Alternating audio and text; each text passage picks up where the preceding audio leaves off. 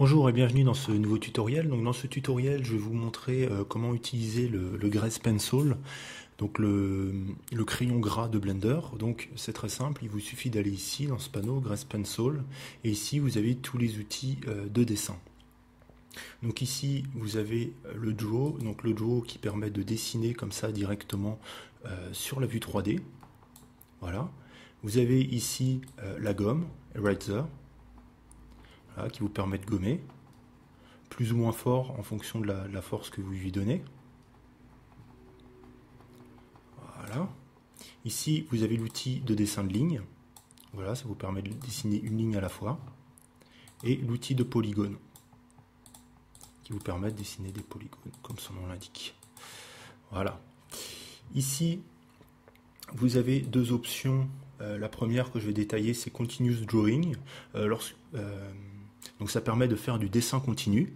Donc ici, vous allez voir, lorsqu'on dessine sans cocher cette case, vous voyez, je dessine, là je garde le bouton de la souris, parce que je dessine avec la souris enfoncée. Donc là, ça me permet de continuer de dessiner. Mais dès que je relâche le bouton, vous voyez, l'icône qui était un pinceau redevient le pointeur de la souris.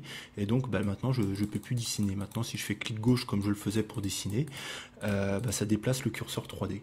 Et donc, cette option, l'option pour pallier à ça est Continuous Drawing qui permet de dessiner. Et même quand on lâche le bouton de la souris, le bouton gauche de la souris, on peut continuer de dessiner. Et pour sortir du menu Draw, il suffit d'appuyer sur Échappe. Voilà. Donc on peut faire pareil avec les lignes, alors avec la gomme déjà. Donc avant la gomme, lorsqu'on la relâchait, on retournait au pointeur de la souris. Donc j'ai enlevé Continuous Drawing et je vais refaire la gomme. Vous voyez, lorsque je lâche, ça enlève la gomme.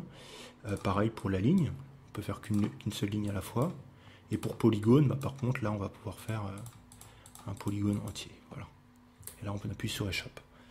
Et donc, Continuous Drawing permet de pouvoir continuer à dessiner, même lorsqu'on lâche le pointeur de la souris.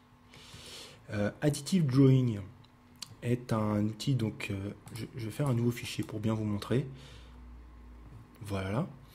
Et donc, je vais retourner dans Grace Pencil. Et donc, Additive Drawing permet d'ajouter du dessin lorsqu'on crée, par exemple, une animation. Par exemple, ici, vous voyez, ici, j'ai ma timeline d'animation. Ici, je vais dessiner, là, je suis sur l'image numéro 1. Et donc, je vais dessiner, mettons, un cœur. Voilà. Voilà. Donc là, j'ai pas mis Continuous Drawing, donc l'outil de dessin, c'est enlevé. Donc là, je vais cliquer sur Additive Drawing et je vais passer, mettons, une image. Et je vais redessiner.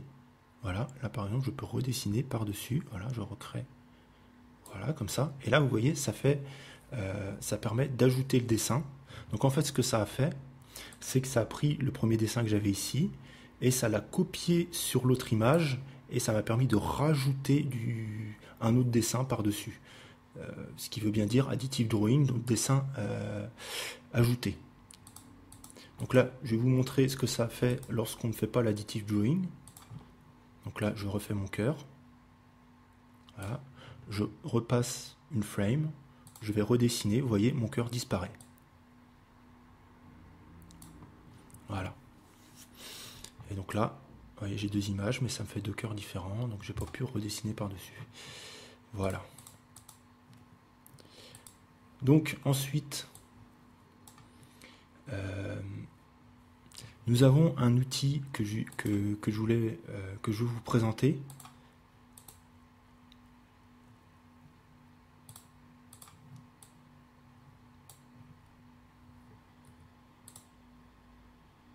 Qui est Edit Stroke.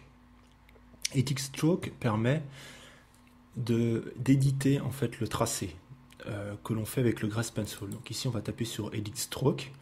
Et vous voyez ici, donc, je me suis trompé de clic, pardon, c'est le clic droit. Vous voyez qu'ici, on peut cliquer sur le tracé au Grace Pencil. Si on n'a pas fait Edit Stroke, je vous montre tout de suite. C'est peut-être par là que j'aurais dû commencer d'ailleurs. Si on ne fait pas Edit Stroke, on peut faire clic droit sur la ligne, ça fait absolument rien, ça fait bouger le cube, hein, parce que c'est le cube qui est sélectionné. D'ailleurs, si on supprime le cube, il ne se passe rien, j'ai confondu avec autre chose. Pardon.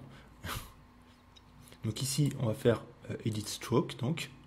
Et donc ici, maintenant, on va pouvoir éditer le tracé. Donc je vais me concentrer sur le point. Voilà.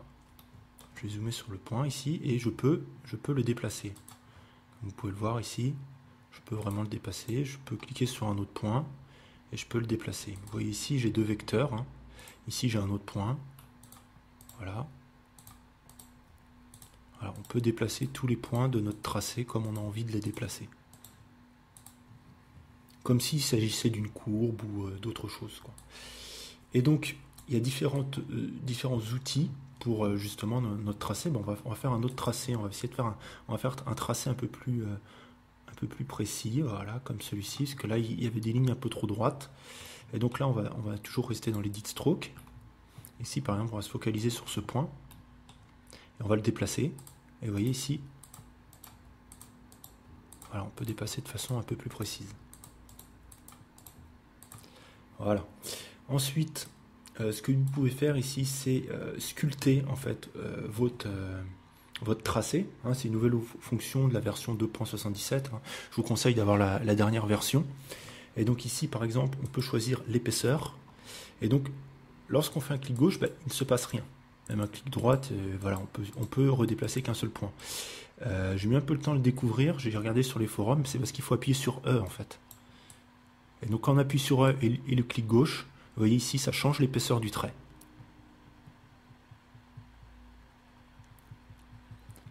Voilà. Ça change l'épaisseur du trait. Ici, on peut utiliser le grab. Vous voyez, là, ça déplace. Toujours en gardant E appuyé. Donc là, ça déplace, vous voyez. Et cet outil est vraiment très bien parce que ça permet vraiment de pouvoir sculpter notre tracé. On peut faire un push. Donc là, on pourra plus pousser. Et donc, lorsque on appuie sur E, on maintient le bouton pour le sculpte enfoncé. C'est assez dur à faire, hein, la manip. Et on tourne la molette de la souris. On peut aussi changer ça ici, hein, remarque. Voilà. Mais on peut faire comme ça, clic gauche, et puis avec la molette de la souris, vous voyez, ça augmente le rayon. Et comme ça, on a une amplitude d'action beaucoup plus forte. Et ici, on peut changer la force. Hein. Donc ici, si on met une force assez importante, ben on aura beaucoup plus de force dans le fait de modifier notre tracé. Et de pouvoir vraiment le remodeler à notre convenance. Voilà. Ensuite, il y a le twist.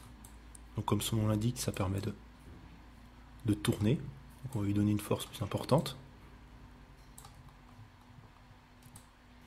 Voilà.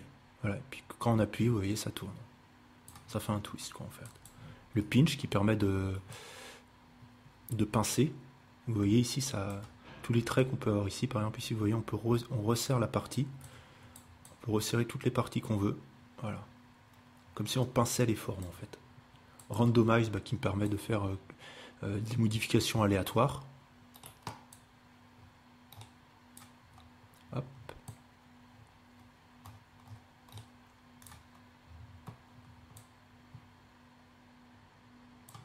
On va augmenter encore un peu la force. Voilà.